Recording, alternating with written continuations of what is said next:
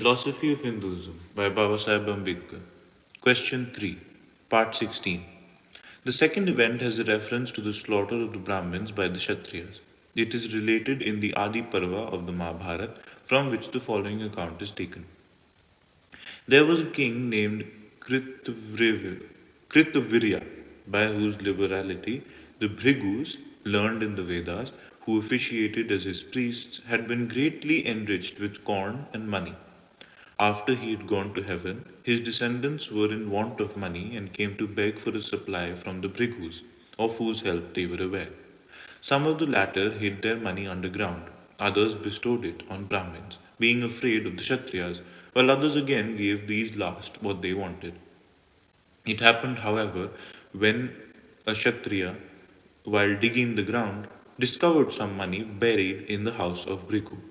The Kshatriyas then assembled and saw this treasure, and being incensed, slew in consequence all the Bhrigus, who they regarded with contempt, down to the children in the womb. The widows, however, fled to the Himalaya mountains. One of them concealed her unborn child in her thigh. The Kshatriya, hearing of this existence from a Brahmini informant, sought to kill it, but it issued forth from its mother's thigh with luster and blinded the prosecutors. After wandering about bewildered among the mountains for a time, they humbly supplicated the mother of the child for the restoration of their sight. But she referred to them to her wonderful infant Orva, into whom the whole Veda, with its 6 Vedangas, had entered as the person who, in retaliation of the slaughter of his relatives, had robbed them of their eyesight, and who alone could restore it. They accordingly had recourse to him, and their eyesight was restored. Aurva, however, meditated the destruction of all living creatures in revenge for the slaughter of the Bhrigus, and entered on a course of austerities which alarmed both gods, asuras, and men. But his progenitors, Pitris, themselves appeared and sought to turn him from his purpose by saying that they had no desire to be revenged on the Kshatriyas. It was not from weakness that the devout Bhrigus overlooked the massacre perpetrated by the murderous Kshatriyas. When he became distressed by old age, he ourselves desired to be slaughtered by them.